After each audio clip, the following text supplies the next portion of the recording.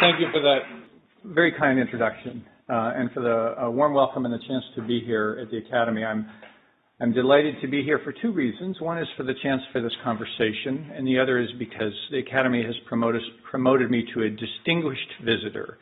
And I've had many adjectives used for me, but distinguished has never been one of them until now. So, as Christian foresaw, I am going to make you depressed for 5 minutes and then elevated for 25 or so. And I saw today an old quote, and I thought I'd read it to you. It's from Charles Dickens' A Tale of Two Cities. And you'll have heard these lines, but I hadn't heard the whole thing. And this has to do with the threats of climate change and the possibility for overcoming them. He says, as you know, it was the best of times, it was the worst of times. It was the age of wisdom, it was the age of foolishness. It was the epoch of belief, it was the epoch of incredulity. It was the season of light, it was the season of darkness. And this is actually what we're faced with. We have two exponentially growing phenomena. One is what we're doing to nature with carbon dioxide, and the other is the potential to resolve it with better deployment of smarter technologies. And it is truly a race against time. And what I want to talk about today is the nature of that race and how to win it. And I will give a shortcut thesis, which is there are about 20 countries in the world that emit 80% of the world's CO2. And there are about 10 policies that have proven themselves to very rapidly and very cost-effectively get rid of CO2 if they're properly designed. Very important caveat. So if those 20 countries adopt most of those 10 policies, we win. And if they don't, we don't. Now, when I talk about well-designed policies, this is in some ways the essence of this talk. It's the exception, not the rule, that a policy is well-designed. And I want to get into what the difference is first. So this is the outline. The beginning is the scary part, and then we move quickly to the solutions.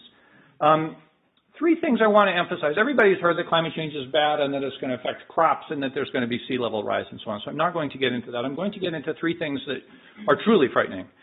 The first is that the extremes become the norm. And what do I mean by that? Normal weather fits actually quite beautifully a normal distribution where about a third of your seasons are colder than usual, a third are average, and a third are hotter than usual. Nobody really cares if it's a little warmer, a little colder, or normal. What they care about is the extreme. When it's extremely cold or extremely hot, when it's extremely hot, crops don't grow. When there's an extreme amount of precipitation, you have a 100-year flood. When there's an extreme drought, you get fires like the conflagrations that have swept across Australia, where recently the average temperature was 42 degrees centigrade, the average across the entire continent. Extremes are what destroy things. They destroy crops, they destroy cities, they destroy people's livelihoods.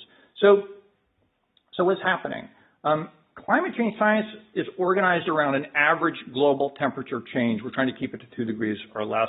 Nobody really cares about that. Here's what's actually happening. This is a film of real-world temperatures in the United States in the summer, and you can see they match the normal curve very exactly until the 80s. And then look what happens. These are real data from NASA. So we started out with 1/3 cold, 1/3 normal, and 1/3 warm, and very little in the tails. And now you have only 1/12 of the seasons are colder than normal. Kids who are about 16 in America have never had a cold winter yet. You've only got about 1/6 that are normal. 2/3, 4/6 are now hot, and 1/12 are extremes that haven't been seen before. But look what happened to these extremes out here. Dramatically different. So your 100-year flood becomes your 10-year flood. We've also lost this tail. It turns out that's ecologically important.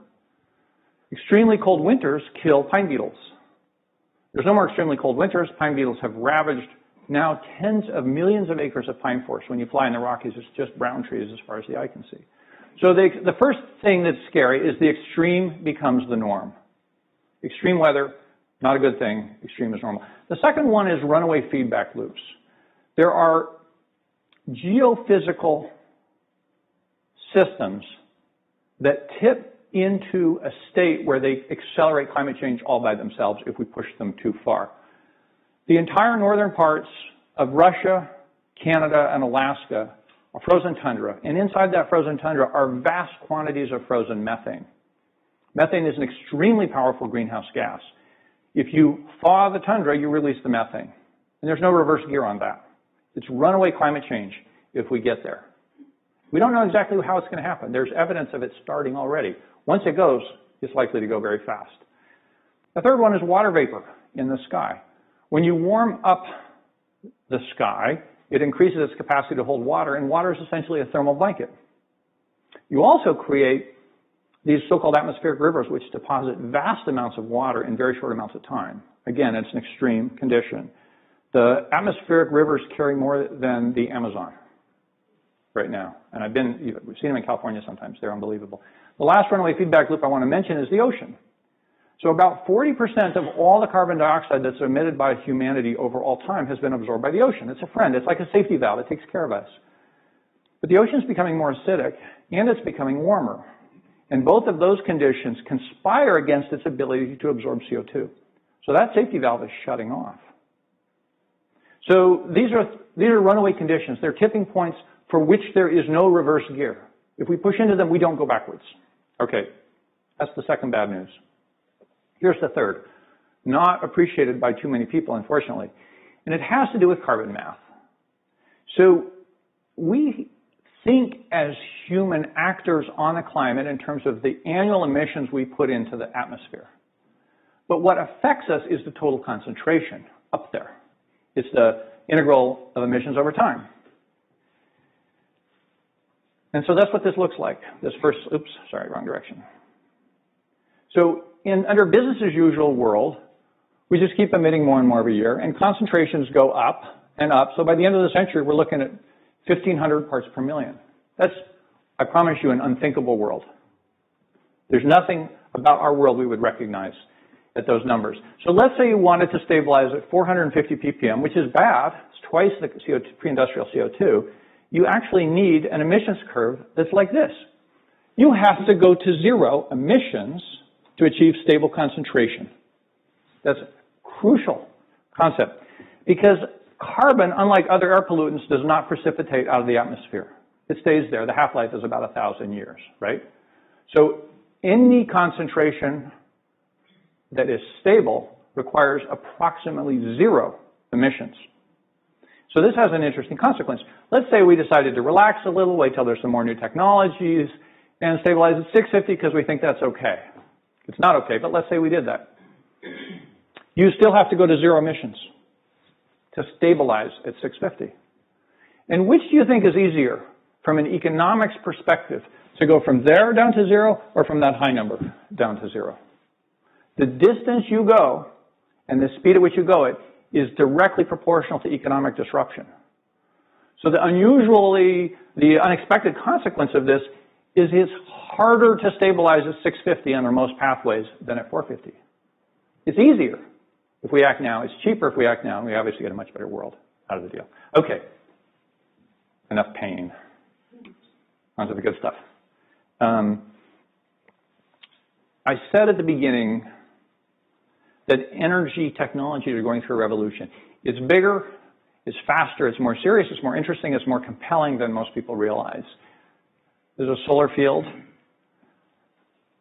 Solar prices have dropped 80% in the last 5 years alone.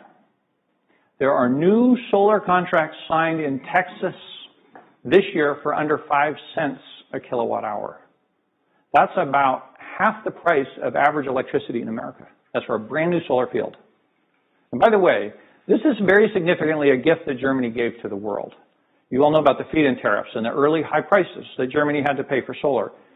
Germany was not buying clean energy, in my opinion. Germany was buying a clean energy option for the world.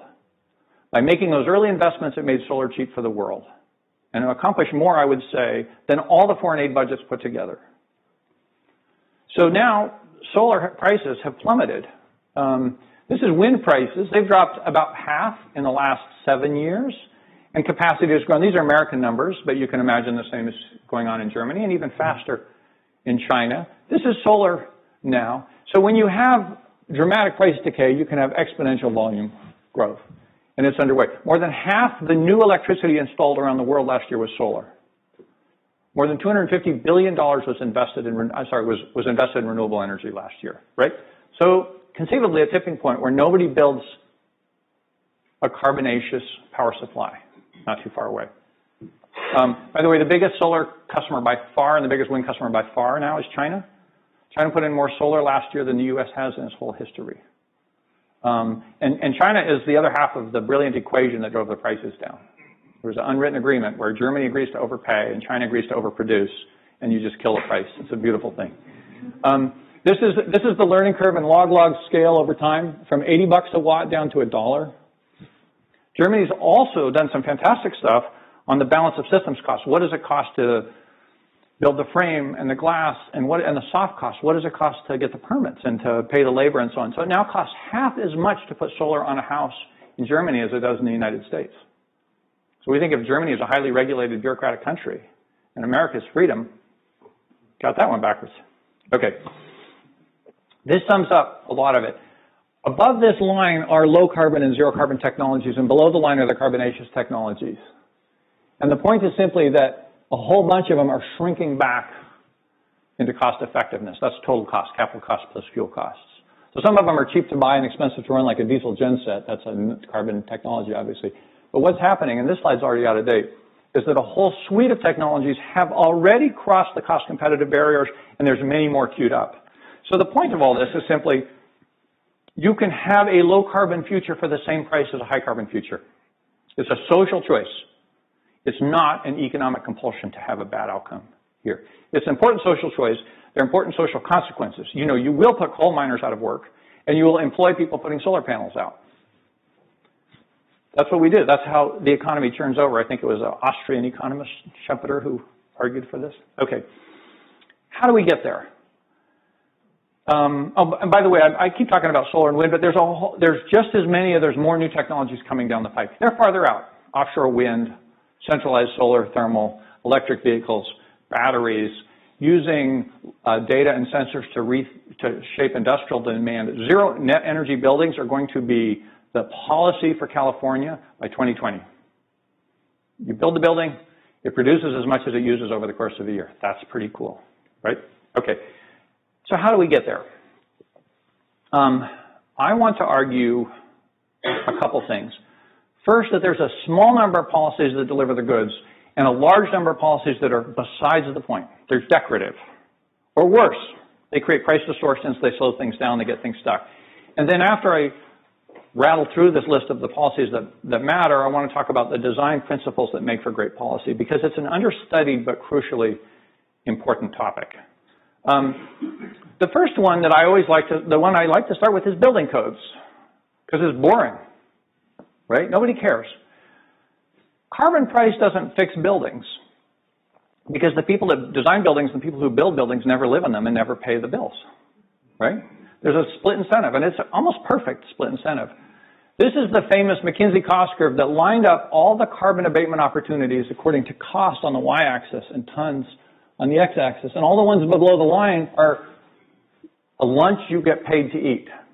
You have greater savings than your capital equipment. And look how many of them have to do with building energy efficiency, all the ones with green boxes around them. And this is now 7 or 8 years old, when compact fluorescent lights cost 23 bucks, and now they cost 3 bucks, right? So technology is marching along. So about half of the carbon you need to abate, you get paid to abate. And the other half's pretty cheap, up to a point. Why doesn't it happen? It's because of the split incentive. It's because there's friction in the system. It's because people are not rewarded for doing this. A good building code, well enforced, solves the problem with new construction. And in Northern Europe, they're experimenting with forced retrofit. And I think there's got to be a Thermowende for Germany after we do the mobility Wende. So this is, now there are many other policies that have been tried to repair buildings. None of them have worked. So that's an important thing. There are ways to design building codes that are dramatically more effective than the average, which I'll talk about in a minute.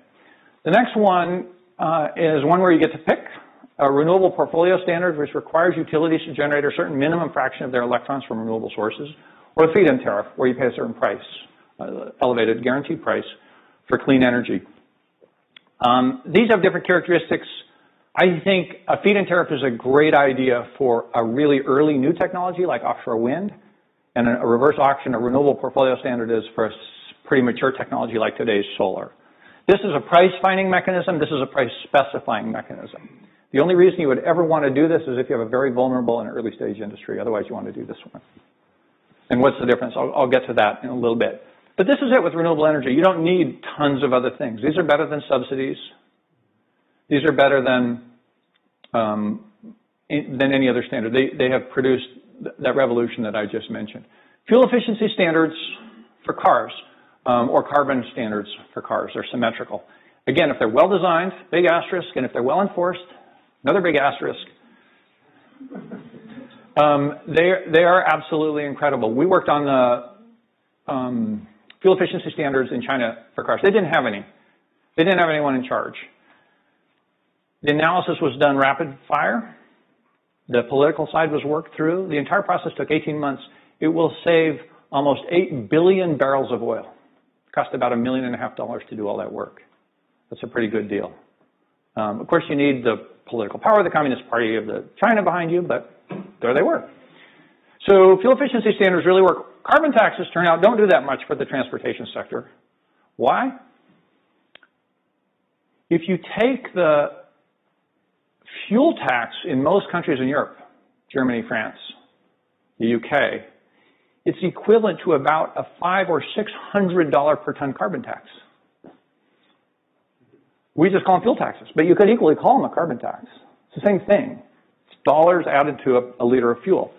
And if you are not adjusting your fuel consumption significantly with a $500 or $600 per ton tax, you're not going to do it through the ETS, I promise you. But if you have a fuel efficiency standard, 90 grams per kilometer, you're going to get there. Okay, I'm going to motor along here. Now that I've beat up on carbon pricing, let me defend carbon pricing. There are a lot of parts of the economy for which it's important, and it is directionally a good thing as well. So industry is heterogeneous. It's very hard to set a performance standard for industry. Industry is much more price sensitive, and it has professionals paying attention to these issues, so industry tends to react well to a carbon price. Switching between competitive electricity sources, or one's more carbonaceous than the other, a carbon price can tip the balance. So when you think about carbon price as a solution, you want to look at where you're close to a tipping point and the carbon price can push you over. All right. What I'm going to present now is, I think, mostly new stuff. It's not in the literature much. And I came to this after having many debates with many smart people who all have their favorite idea about policy. Prices will fix everything. Standards will fix everything. R&D will fix everything. R&D will fix everything is Bill Gates' idea. Prices will fix everything is the sort of neoclassical approach. And standards, performance standard is a third. So these are the three types of energy policy: economic signals, performance standards, and R&D. It turns out they are highly complementary. So if you have a price on carbon, then it will accelerate the uptake of a performance standard. We had the opposite in America. We had a policy of making gasoline as cheap as possible, even while we were telling people to get more and more fuel-efficient cars. Didn't work. I mean, it worked, but it was uncomfortable, shall we say. Conversely, a strong performance standard, if you have a super good building code, then a carbon tax doesn't bother you that much, right? So those two are in perfect symbiosis. Economic signals create industries supporting a lot of R&D, and R&D makes the economic signal much more painless, much less painful. And R&D obviously accelerates performance standards, and performance standards compel or induce companies to spend a lot more on R&D. So each of these things has their role. Again, properly designed, they're unbeatable as a transformational force. So what we did is we looked across the world at which policies worked and which failed and why in energy. And we ended up with 6 principles that I think apply to almost every policy. The first is, be really clear about what you want. You want performance. You don't want a technology. Every single energy technology has advantages, and every single energy technology has disadvantages. And every single energy technology can be done badly, I promise you. So you shouldn't fall in love with the technology. You should fall in love with performance, and you should reward performance.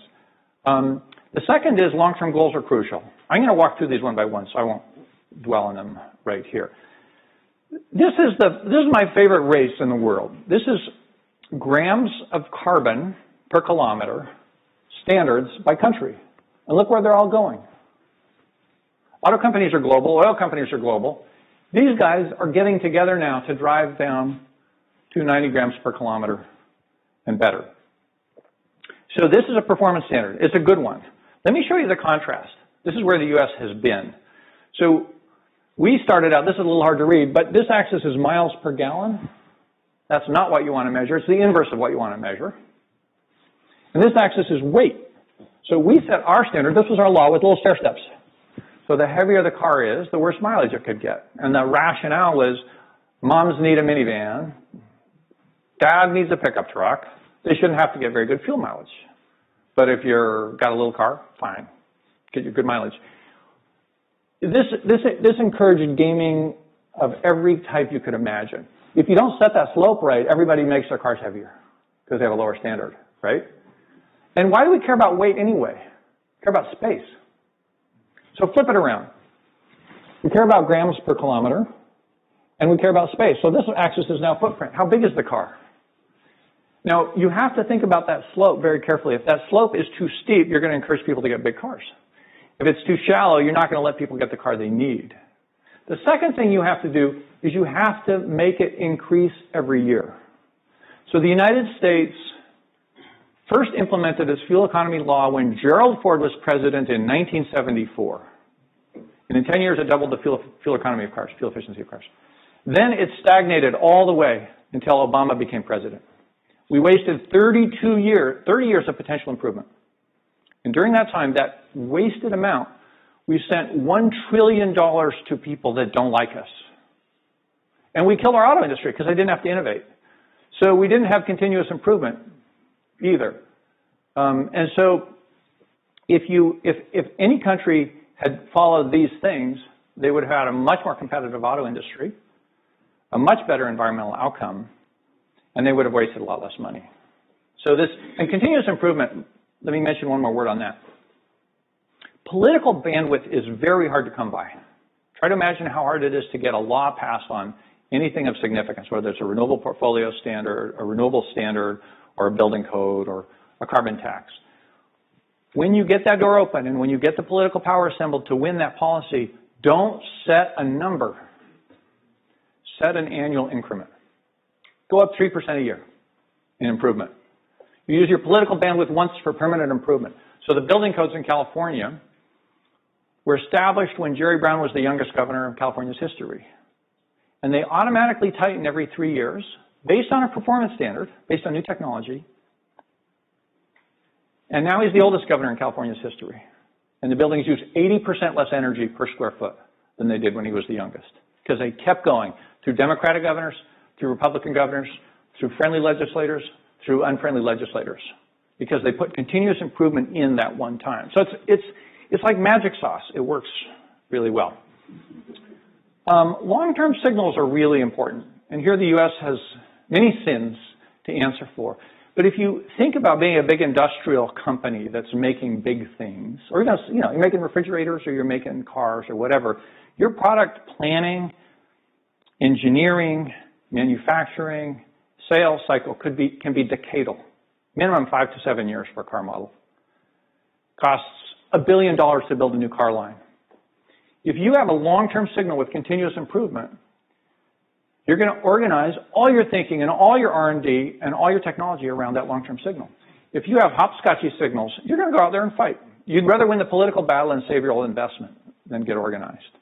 And this happens all the time. The worst example in the world is the production tax credit for wind energy in America. It's 2 cents a kilowatt hour, lasts for 10 years. They turn it on for 2 years, they turn it off for a year. They've done it like 5 times. So when it's on, everybody builds lots of windmills. When it's off, no windmills are built. So imagine trying to run your windmill company that way. You have to fire everybody. You have to shut down production. You have to sit down. You can't plan. You can't make money. You have to charge more money for your product. Your investors get screwed. Why do they do that? Maybe it has to do with the fact that they want campaign donations from wind companies every couple of years. I don't know, but could be. Anyway, long-term signals also have this important feature. The capital stock in the world turns over. Refrigerators last 10 years, cars last 14 years. Everything has a lifetime. If you have a long-term signal, then when it turns over, you upgrade it, and that's free. If you have a short-term signal, you have to force upgrade. You have to force turnover, and that's really expensive. And so the price difference between being in sync with capital stock turnover and being out of sync with capital stock turnover is dramatic. I've covered this one on steady improvement, but here's just graphically the amount of money and time we wasted. I don't need to go through that again. Letting the market find solutions is controversial with a lot of environmental groups, and it's controversial on both sides of the aisle in America. Because for reasons I cannot fathom, technologies land in different political parties. And why Republicans love gas and nuclear and coal, I'll never fathom. And why Democrats love solar and wind, I don't understand. And they both have a love-hate relationship with gas. It's crazy. You should say, this is what we care about. We want energy to be reliable and affordable and clean. And it's a horse race. Whoever gets there wins. And I don't care if it's on the demand side or the supply side. I don't care if it's technology A or technology B, as long as it meets those criteria. So there's actually a move in the United States to, and this is, I think, something Germany should look at very closely, reward utilities not for kilowatt hours, not for sales, but for system optimization. You give them 3 targets and 7 years to go after those targets. Affordable, reliable, clean. You say, here's your target, here's where you are today, here's your target. If you beat that target, you're going to make good money. If you fail to beat that target, you won't make good money. And we'll put boundaries on it so you can't go broke and you can't get filthy rich. So we've been pushing this idea, and I think both New York and Minnesota are well on their way to adopting it. Then the regulators don't have to look over the books anymore. They just take a 7-year vacation and come back and see how they did. And then if you're a utility, all of a sudden you have a whole new set of motivations. Do you invest in a new power plant or in energy efficient light bulbs? You want to be clean, reliable, and affordable. Pretty obvious you're going to go do the light bulbs, right? Because you're not rewarded for spinning a generator, you're rewarded for the performance that the consumer sees. So setting performance standards and letting the market find solutions unleashes dramatic creativity. The environmental laws in America that have allowed this have generally produced a result at 1/10 the projected cost because it unleashes innovation. Conversely, environmental laws that lock in a standard by mistake or on purpose waste money, waste a lot of time. This is not a Volkswagen, but it could be. This is one loophole we have in the United States. Trucks had much lower fuel efficiency standards. This was written for, you know, Joe the plumber or Betty the contractor. And so they defined a truck in a certain way and let it meet a lower fuel efficiency standard. So we just made everything into a damn truck. It's not a truck, but we defined it as a truck. Here's an interesting, so obviously the VW scandal's on everyone's mind. And that was just lunacy. There's no better word for it. But consider how much embedded lunacy there is in the regulations, right? So in Europe, to meet your fuel efficiency standard, you can get your car tested in any country, any European country, and it counts for all the countries. The automaker pays for the standard test. He or she selects the standard tester, and then they get to gimmick up the car before they get a test. They can take out the seats. They can put tape over the seams to make them more aerodynamic. They can put special gases in the tire to make them lower rolling resistance. They can pre-charge the battery so the alternator doesn't kick in. So the car that gets tested in Europe, following the rules, is gamed to the hilt. And that's why we don't get the performance that we're supposed to get. So the sentence I would put in about, remember the 3% improvements per year in performance standards? The sentence I would put in here is, test standards will be regularly updated by a technical advisory board to better mimic real world conditions. That's all you got to say. It's not a number, it's a goal. And you convene your scientists and you convene your auto experts, and they say, real world conditions look like this, not like this, so we're going to tweak the test. And then the auto manufacturers know they better work on real world conditions. They don't design to the test, they design to the world. And that's exactly what you want them doing. One of the reasons they do this is because they lose the battle They get too high a fuel efficiency standard, and so they come under it by gaming the test. Well, that's a silly way to resolve a political dispute or an economic dispute or a technical dispute. It's just silly. Okay. I mentioned before the power of aligning fiscal incentives with performance standards, and there are interesting ways to do that. In the United States, and I think in much of Europe, we have significant subsidies for clean energy, and we have significant subsidies for oil, and we have significant subsidies for coal. It's like driving with your foot on the gas and the brake at the same time, right? You're just doing this. It's just insanity. So there are some interesting things. I won't get into this in detail, but this is a fee bait. Your CO2 grams of carbon dioxide per kilometer driven.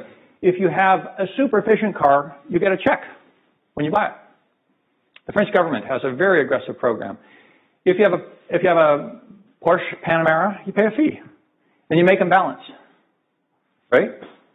And so you're bending the market.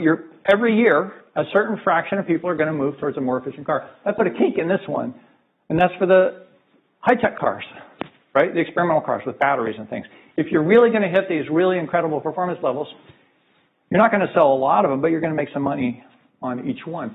The thing about this kind of technology, again with a long-term signal, is you can migrate this pivot point to virtue 2 or 3% a year, tell them in advance. You can adjust the slope to get what you want, and the whole thing's revenue neutral. It's not a tax. It's a reallocation. So there's a few countries that have done this. Now imagine if you have a fuel efficiency standard or carbon standard and a fee bait. What kind of signal that sends to the consumer? It says you're going to sell good cars, and consumers are going to want to buy good cars. That's pretty good. Okay, I'm winding up here. I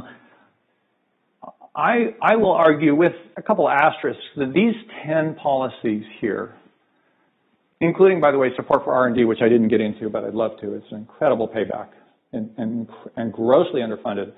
Industrialized companies spend 0.5% of their energy bill on energy R&D. In America, we spend more every year on potato chips than we do on energy R&D. No joke. I did the math. Right? So it's a technological business, and you don't invest in technology, you're really not in the game. And then, by the way, that's combined public and private expenditure. That's put together. If the top 20 countries adopt most of these policies, and do so with continuous improvement, with performance standards, with long-term signals, minimizing gaming, we actually win. And the best evidence for that is if you look at the submissions to Paris, every country had to submit their plan to reduce CO2 emissions, and it was an independently determined plan, not a legal binding obligation.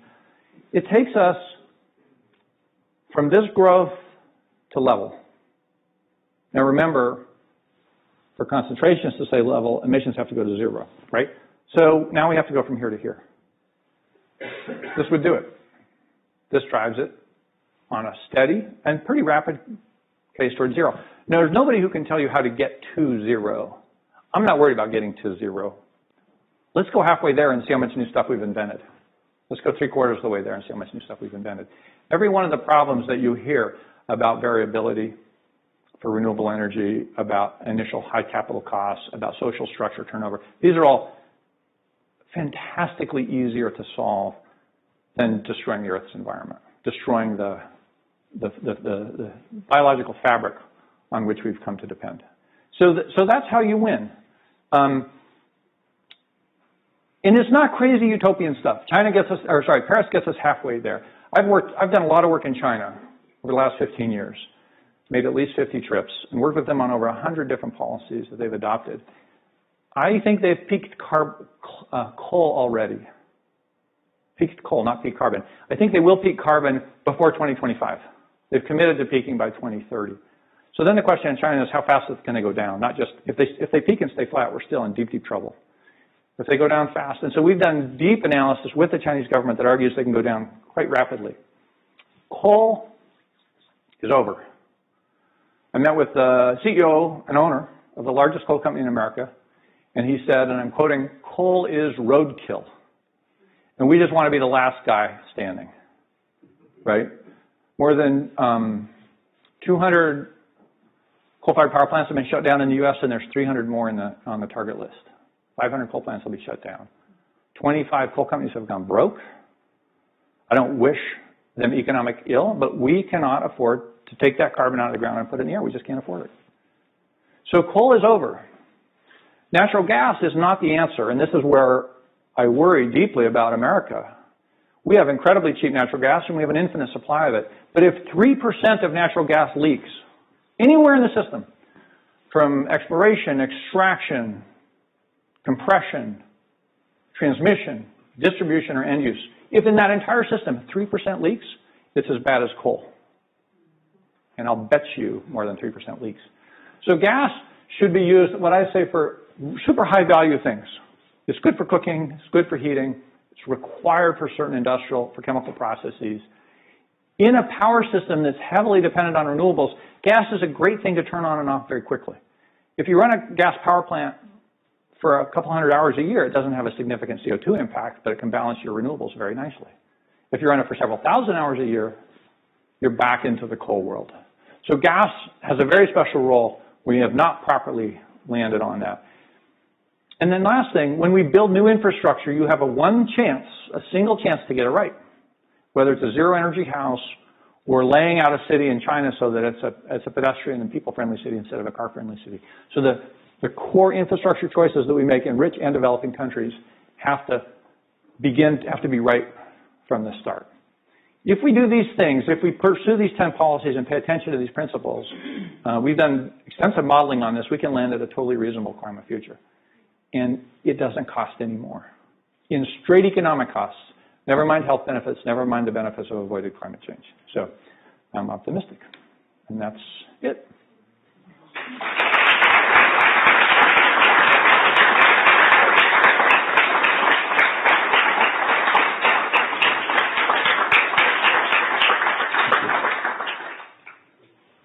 Thank you.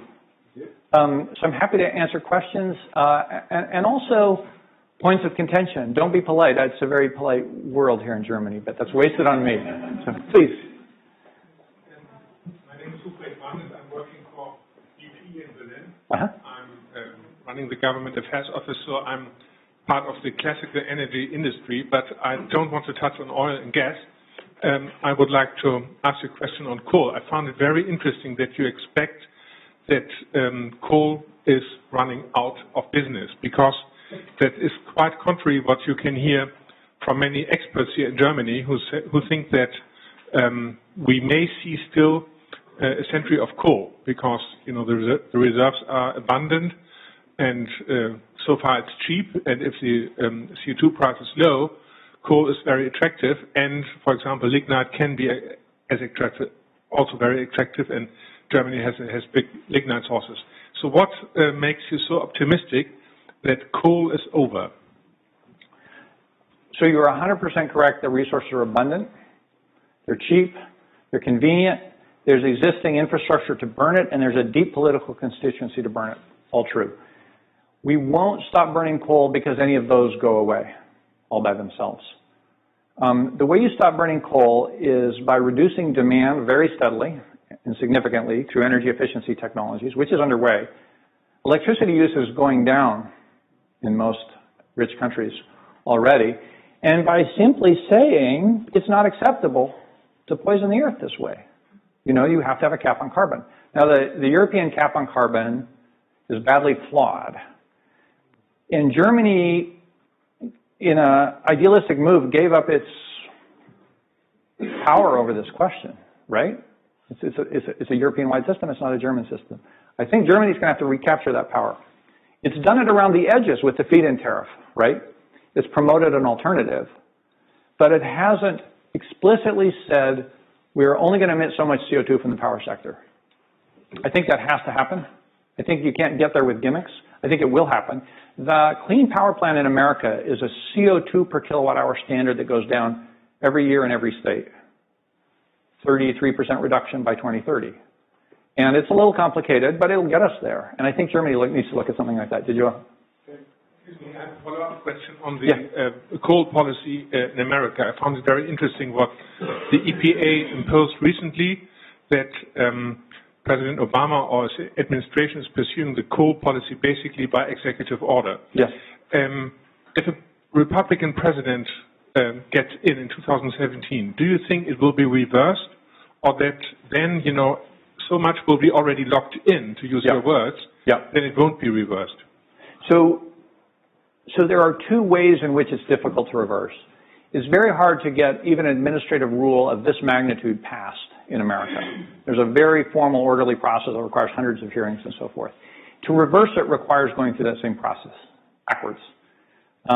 Second, by establishing the rule and by people anticipating it, the power companies are rejiggering their plans. They're shutting down power plants already. They've already shut down 200. They're investing in renewables and energy efficiency. They're switching to natural gas. They don't want to throw away all that investment over that roughly 3 to 5 year period. So a new constituency emerges for it. So you have these two things that are sort of one-way valves. What's most likely to happen if we get a Republican president and a Republican Senate and a Republican Congress is that they defund the enforcement. So then it's up to the states. But that's where we started.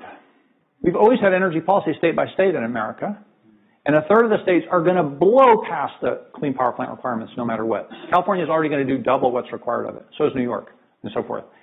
So they create in their wake a technology dynamic and a market dynamic that has its own powers. They create a new status quo force. They create a bunch of cheap technologies. Obviously, I hope we don't go that way, but it's not reversible completely. You can slow it down. You can put the brakes on a little bit, but the momentum's there. So please. Oh, sorry. Thank you. Thank you very much for a really terrific talk. I want to ask you actually about the very, very last point on your very last slide, where you say developing countries follow fast behind. Yes. So the real worry about this is that the measures that you've introduced seem to be adapted to and to work fine for, as it were, the top 20 countries. Mm-hmm. But for countries that have very, very little in the way of resources and that are yearning to provide their citizens with reliable electricity, from India on down, really, there's been a tremendous reluctance on their part to sign off coal. That's true in the case of India. I mean, it's true in the case of Bangladesh and the decision to build the coal-fired power plants on the edges of their forests. And you can imagine them saying, well, unless you give us the resources to set up this kind of infrastructure, we're just going to have to go ahead with whatever means we can. And that, of course, is something that the affluent nations have consistently refused to do. The IPCC has asked again and again and again for transfers to do this. So how is it that the developing countries follow fast behind? How do we break this logjam and get a truly global solution? It's a fantastic question. And so, you know, I've been to a lot of these COP meetings, the UNFCCC process. And what happens there is pre-cooked bitterness, right? It's a formula that's destined to fail and make people angry. I tell people that the UNFCCC process was invented by Dick Cheney because it raises your hopes and crushes them. Right, and nothing ever gets accomplished, and uses up all the budgets of the environmental groups. So anyway, but here's what's different. So first of all, there's about 2 billion people that don't have access to modern energy at all. You can bring them up to a reasonable livelihood using any kind of energy you want, coal or solar, I don't care, at essentially zero impact on carbon because the energy per capita is still small up to a reasonable livelihood. There's absolutely no excuse for any energy policy hurting or slowing down the development of people, especially the most extreme poor. Second, if you dig into energy economics today in India, you'll find that it's very expensive to build large things in billion-dollar lumps. It's hard to site them. It's hard to get the supply lines. It's hard to get the technology. It's hard to get the $1 billion. And you don't know quite how you're going to get paid back. On the other hand, a $200 solar panel. So the fact that the prices are now the same, actually the solar is cheaper than the coal by a lot. And the fact that the bite is a few $100s instead of $1 billion per unit And the fact that it's by nature a decentralized device in a country that has a very poor grid, even in cities, a very poor grid, means that solar is just going to win this race. Now, I know there's problems with storage and batteries and so forth, and when you get past a certain level of prosperity and you want an air conditioner, it's a very different deal than when you're just running a fridge and a light and a radio and a TV. But nonetheless, you've got 20 or 30 years of run room with existing technologies, at which time we will have invented a lot more technologies. So the answer to India is not Germany and France and the U.S. ponying up $100 billion. It's China making cheaper stuff. And that's how it's going to work. The world spends $5 trillion on energy today, and another $6 trillion on the infrastructure that determines our energy consumption patterns. The cash flow exists, even in developing countries. The money either lands on dirty choices or green choices, depending on policy and depending on technology. It's not, you're not going to nudge it with $100 billion in a meaningful way, unless you fix those other problems anyway. So I'm much more optimistic now than I was 5 years ago on that front. Please. Tilman, Deutsche Welle. Brief comment about coal and how we get rid of it, and then a question.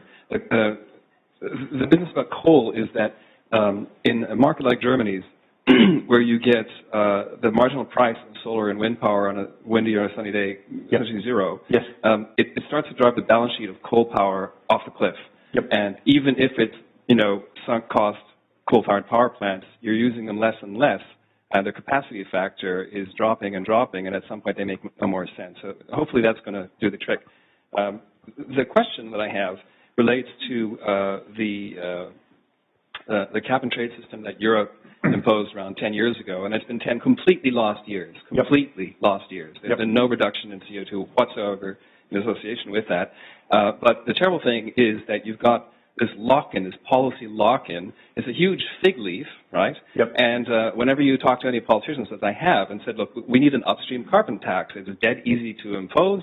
All the coal, and gas, and oil that's imported to or produced in Europe, slap $10 a barrel of oil or equivalent CO2 tax, take that money, plow it into your point number 10, support for R&D, drive, the technologies that we need to make cheaper, drive them down in price hard and fast.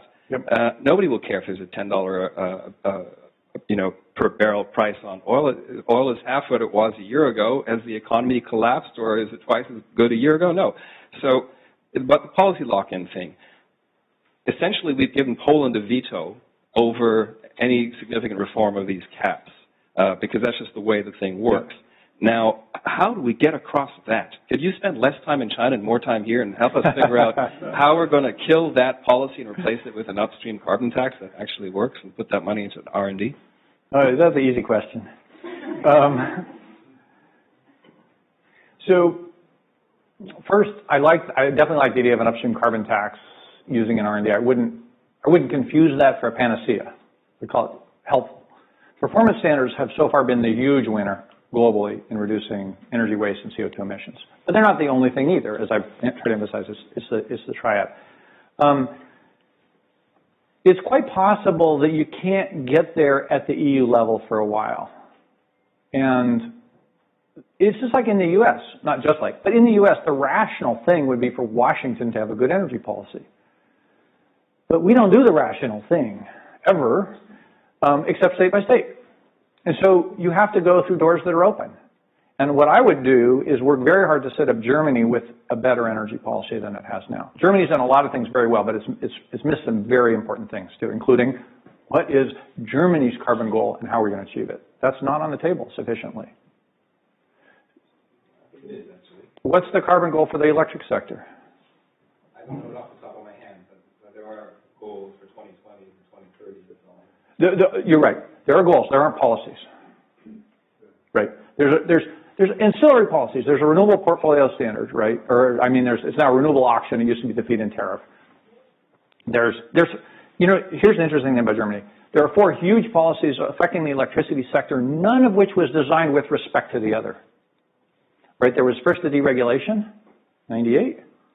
There was the ETS, doesn't work. There was the feed-in tariff, incredibly successful, although early days expensive. And then there was the plan to shut down the nuclear reactors, right? All those affect carbon, but none of them have a cause and effect relationship that's causing carbon to go down. Yeah, that's what's missing. So I think, Germany has great building codes. It's under the 90 grams per kilometer for cars. It's got the best research institutes on energy in Europe by far. The Fraunhofer Institutes are gems. It has a de facto carbon tax in the auto sector through fuel tax. It's got a de facto carbon tax in the electric sector too, because there's value-added tax and there's feed-in tariffs and there's nuclear decommissioning all loaded into your things. So there's more than $10 loaded onto. Well, absolutely. Well, as you say, price sensitivity isn't very strong. It's very low. And, and so this is why I think we need an upstream carbon tax on our. I think that's a great idea. I think it's a great idea. But there's still the core element in Germany is not there yet, which is how much carbon should the country emit in what year, and show me the policies that force that to happen. Although, as far as I understand, according to the current way that we've got the cap and trade system in Europe, if Germany emits a lot less, that means Poland emits a lot more. Well, so you have to retire the extra permits you don't need. So anyway, here I am in your country talking about Germany. I thought you've got to run out of here in 2 seconds. So just please. I'll get you next. So. Thank you. Manfred Nitsch from Freie Universität here in Berlin. You mentioned 3 types of policies, performance and prices and R&D. But isn't the narrative also one of those policies? And I wonder whether this catastrophism which you started is a kind of narrative, if you consider it a policy in its own right, to convince people to a better future and better political decisions, or shouldn't one work on this narrative also as if it were like pricing? Before you take away the mic, how would you answer that question? No, I'm serious. I think this is a complicated social issue. Yeah, so I'm economics and social science professor, so that's fine. Yeah, one should relate it even more to personal as well as these issues, and develop something like a narrative in not this apocalyptic terms only, but showing a future. And not insisting so much on affordability and on you even didn't mention oil at all, just natural gas. So oil is still ruling the world, and so denouncing some things, and so to get some kind of path with. Leitplanken, one would say, not this and not this and not that, in order to discuss a strategy of a narrative. But one could start. So I would start to avoid this and that, and try to get a future which shows the negative signs, but also shows more of the positive signs of a truly green economy and future. So make it aspirational and reasonable. Yeah, it's great. In the back. Hi, I'm Chelsea.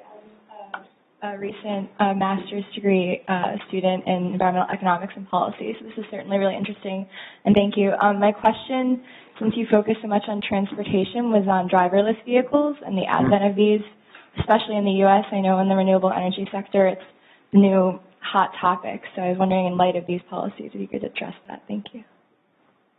So this is a hot topic. And I've read several studies on this and talked to a bunch of people and tried to think about it myself. You can argue that driverless vehicles are catastrophic, right? Because right now the maximum you can drive a car in a day is the maximum amount of time a single person is willing to sit alone in a car a day. Right? It's about 2 hours. And that's what we do in America. We reached that limit. We have more than 1 car per licensed driver now. But imagine if you can send that car around without having to get into it, break that barrier. And then you think of Uber, right, which I know is really popular here.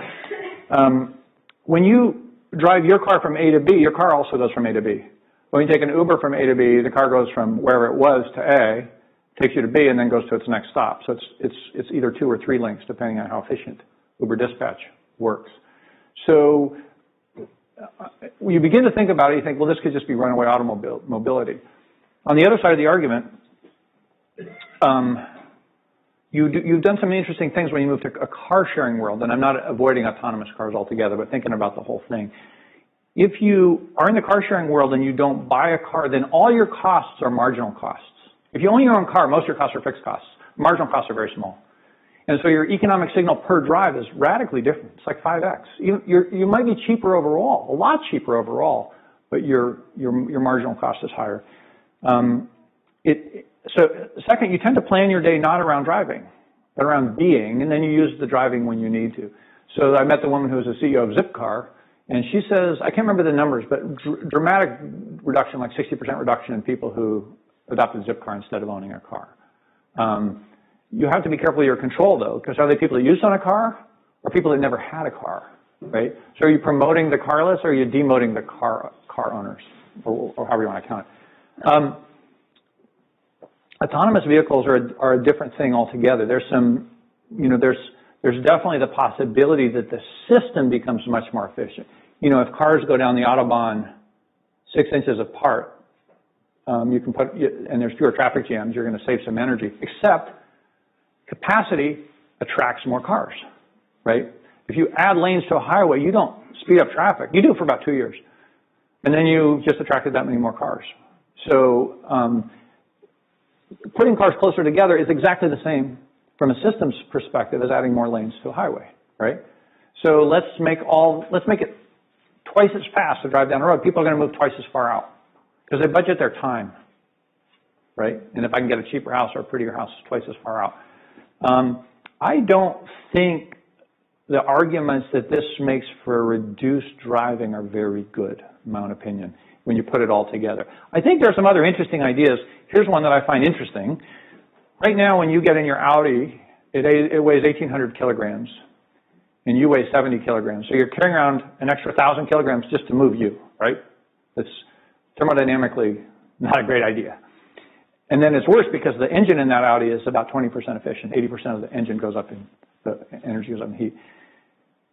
So what you really are moving around half the time is not the 70 kilogram person, but the 1 kilogram pizza or the 5 kilograms of laundry or groceries. So why not make a car that's this big that does your errands for you? Seriously, it could be electric, it could be lightweight. You don't have to worry about safety. Nobody gets hurt. And it goes and gets your pizza and your dry cleaning. So there are some things that you can do. These systems, people laugh, but we're not that far away from a lot of this stuff. I'm not a futurist, but I think there's going to be some radical restructuring of mobility. Please.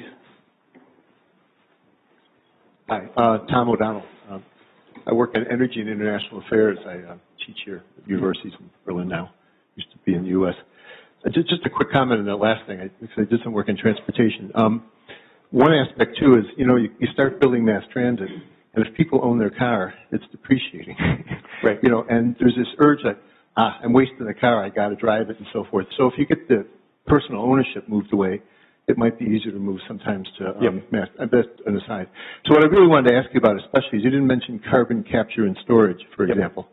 I'd like to be provocative and ask you about the rationale of getting rid of nuclear plants that are already amortized if carbon is your end goal. But anyway, but I'll ask about carbon capture and storage. I know you say look at different, see what works out, but I want to push you a little bit beyond that.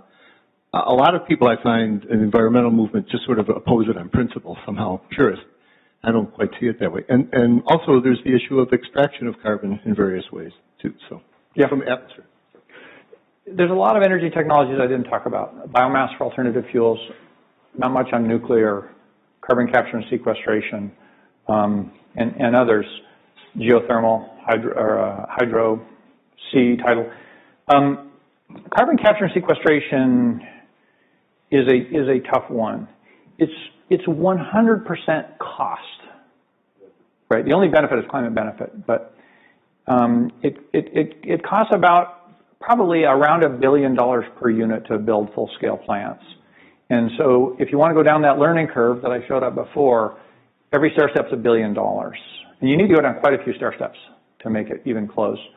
You need a carbon price that probably exceeds $40 a ton. I don't know what numbers you use, but I think that's conservative.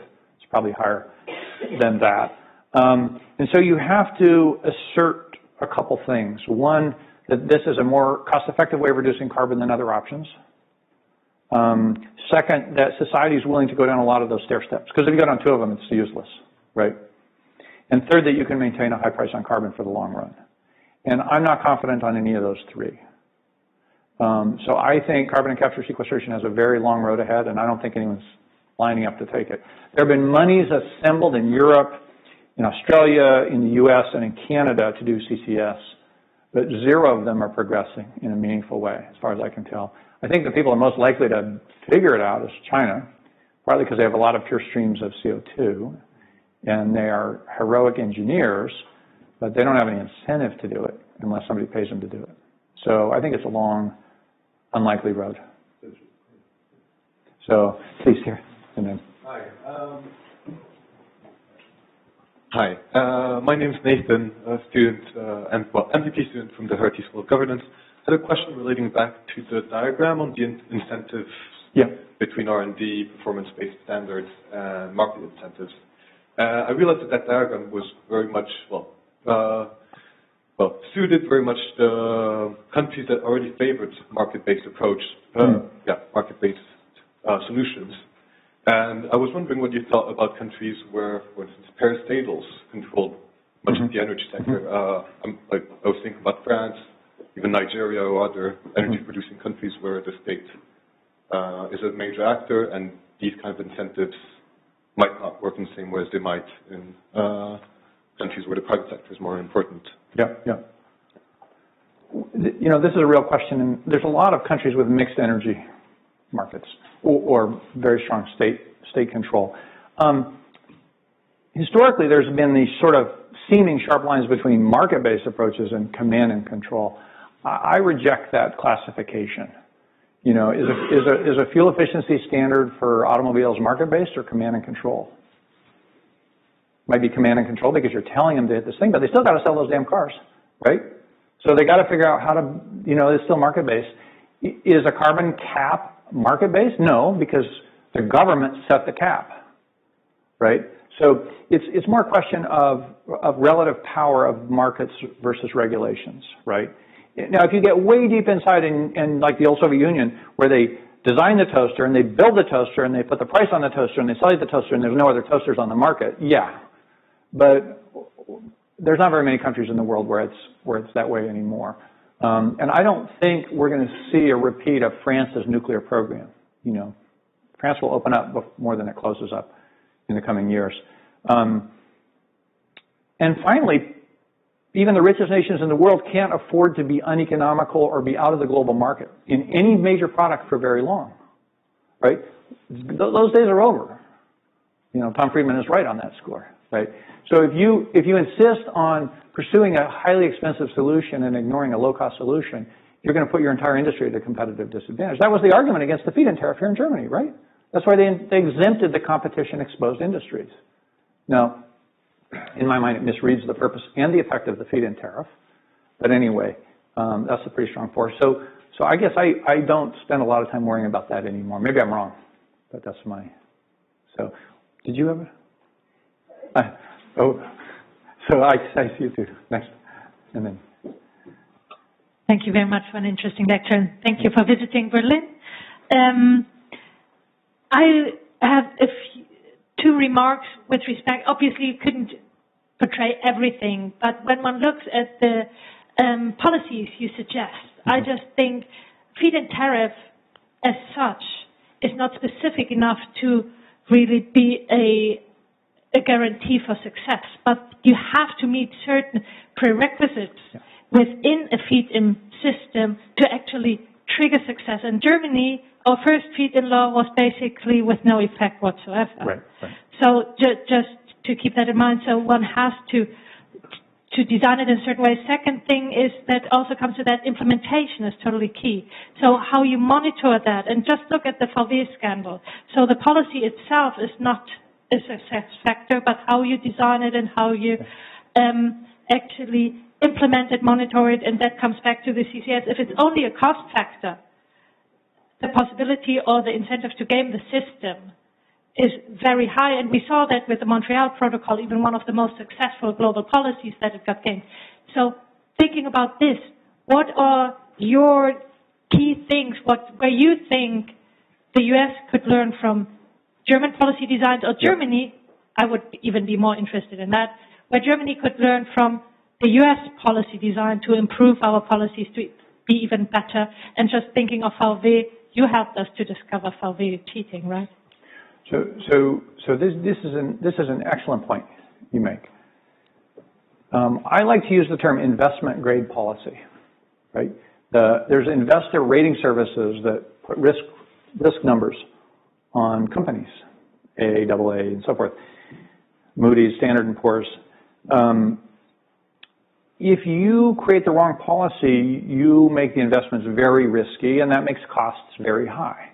And costs are the dependent variable. So if the policy makes the right choice, costs can be driven very low. So if you want to put up a windmill, you need the windmill, and you need a site, and you need a transmission line, and you need permits, and you need financing, and so forth. If I got all but one of those things, I don't have a windmill, right? And so if my idea of putting a wind farm in does not include a policy that lets me know in advance whether I'm likely to get it sited or not, lets me know in advance whether I'm going to get a transmission line or not, lets me know in advance that I can get a permit in 1 month instead of 1 year, lets me know in advance all the conditions that I need to line up to make that a successful product, and guarantees them, then I'm going to have a high-risk project, and my investors are going to require a very high rate of return, and that's going to make for expensive electricity. So my colleagues, my good friends in the environmental movement in the U.S. have not paid attention to this problem. In fact, they do the opposite, right? They say, we want a renewable portfolio standard, and then they just finally pass it, and it's like, oh, you want to build that there? Get out of here, you know, or whatever, or I don't want to make you rich. Which doesn't mean you should be able to build anything anywhere. I've advocated for pre-zoning, green, yellow, red. If you want to put up a transmission line or a windmill in a green zone, 24-hour permit. If you want to do it in a red zone, it's never going to happen. In a yellow zone, you're in for a fight, right? Let's take off our gloves. That's just one example. A contract with the utility should be pre-printed. It's a 70-page contract to generate in Mexico. Nobody generates in Mexico. There's no solar in Mexico. Sunny, hot, really expensive electricity burning oil, and no solar power because of that contract. That contract was written by the electric company. So you're completely right. And so what we need to do is we need to think about it from the business investor's perspective and say, am I likely, is this going to be an easy thing for me to do or not? And if it's not, you're not done with the policy. So, in there. Sorry for asking a third question, but it's really interesting what you're presenting tonight. You were talking about the progress in solar technology, how much the cost has gone down, yes, and how much efficiency has improved. Do you have any idea how the battery technology in cars will develop? Because the general assumption is that we are going to use the internal combustion engine for the next 2 or 3 decades, perhaps, or most likely in a combination with electrical components, hybrid cars. But sometimes my personal feeling is, although working for an oil company, but my personal feeling is that we might see a breakthrough in the battery technology earlier than we think today, so that there might be a more advanced development of the battery technology and the electrical car during the next decade. What is your view on that? So it's a very appropriate question. Electrochemistry is devilishly difficult, and it yields improvements very reluctantly. And that's just the truth. And everybody who's had a miracle battery has had a disaster later. Okay, so it's hard. Second, I had a dinner last Sunday with researchers from Oxford who studied price curves across a whole bunch of technologies. And in the US, we talk about Moore's Law, you know, the speed of processors will double every 18 months. It turns out it isn't Moore's Law. That's not what's going on. It's something called Wright's Law, who looked at industrial price declines or product price declines, and it's the cumulative quantity that drives price decline. And the relationships are extremely strong. Not the annual production, but the cumulative quantity. And of course, it's a log relationship. So 10 gets you so far, then you have to go to 100, then you have to go to 1,000 for the same increment. But the correlations are beautiful across a huge range of technologies. So what does this mean for batteries? Elon Musk has it right. He didn't invent a better battery technology. He's just making a hell of a lot of them, right? And so if we build policies like the feed-in tariff across several nations to increase the cumulative quantity of batteries, we'll win the battery race probably in a decade rather than 3. If we twiddle our thumbs and do nothing, it'll take longer. 3 days ago, Jerry Brown signed a new bill, the one I mentioned before, that has 50% renewable requirement for California, in addition to hydro, in addition to nuclear by 2030. It'll be 70% decarbonized by 2030. But he also put in that bill a requirement that the principal mission of the utilities is to commercialize electric vehicles. So they got a lot of wires, and they got a lot of electricity, and they got a lot of cash, and they're already governed by the government. So that's going to do a lot. It's hard to figure. There's a chicken and egg problem between infrastructure and vehicle, but we're starting to break that. There are IP questions. Elon Musk put all his IP out in the public domain, intellectual property. That was a pretty big thing. So I think it's starting to crack. And the other crack I think we're going to see, which is going to accelerate the EV side, is lightweighting. Lightweighting is going to be the big revolutionary change. The BMW i3 with the carbon fiber shell weighs a little more than half of a regular car. Just as safe, much better driving, much less electricity consumption. It's a game changer. So we're going to see that really happen. And that'll be a big transformation here. I think we should do one more. I'm worried about wearing everybody out. We have 2 more. You had a question before? Yeah, I have a question. So I'm Amanda. I'm also an MPP student from the Hertie School of Government. Mm-hmm. But my question is very similar to the question that you posed and the question that you posed. Basically, in relation to the Falbey scandal, I think we can say that arguably fuel emission standards have pushed the carbon mix from petrols to in a large part in Europe, diesel. And what do you think then are the implications of the Falbey scandal on this particular policy, the automated fuel economy policy? Yeah. So Europe made a huge mistake quite a number of years ago. They decided to treat diesel different than gasoline for tailpipe standards and for fuel taxing, right? So they got off, remember I started at the beginning, set performance standards don't favor technologies. And so this created a rush to diesels at the cost of air pollution. And well, the real cost was not to air pollution, it was to innovation. Because you let them off the hook for a couple decades. They got to produce really polluting cars. So now they try to fix that, but it's a steeper curve. It's harder to fix, and it adds cost. And there is a trade-off, especially with diesel cars, between performance and efficiency and air pollution. It's a real trade-off. You can get around it significantly with urea injection, but then that makes your car more expensive, more complicated, and it changes the driver a little bit. Here's where I think it's going to go, and this is an optimistic viewpoint, but I think it's a good one. Testing is going to become more realistic. Like the days of really stupid tests and the days of fudging on tests, I hope, are over, right? I mean, if you can take half the value of a company away, the largest car manufacturer in the world, because they put some bad software on purpose, and if you can have those people maybe locked up in jail, it's a serious health issue. There are hundreds of additional people will die if you follow the epidemiology from this, right? That's not tiddlywinks. So let's say that test procedures become much more effective and ideally mimic real-world process and eliminate gaming. In my opinion, that accelerates technology. So the punchline of this story is U.S. truck manufacturers did the exact same thing about 15 years ago. They put in cheat chips, we call them, and they were caught. And they were fined over $1 billion, which in those days was a lot of money. And they hated regulations, they hated fuel efficiency, and they hated tailpipe standards. And then one of them, Cummins Engine, which was one of the ones that got caught, realized, We have better technology than anybody else. And so really the business strategy is the tougher the regulation, the better we are. Because we can build better engines than anybody else in the world, and they do. And so they have now become the chief lobbyists for stronger standards and the chief lobbyists for tougher test procedures because it's a new business model for them. And they're killing it, right? Caterpillar's getting out of the business altogether. Dodge had to buy Cummins engines because they couldn't make their own. Their own competitors are buying their engines because they can't keep up. So that's the dynamic we need, and good policy can drive that dynamic. So, anyway, should we do one more? So, no more. I'm Pat Kitcher. I'm a philosopher, so it may seem I have nothing to say here, but I just had a question that may even seem like a footnote.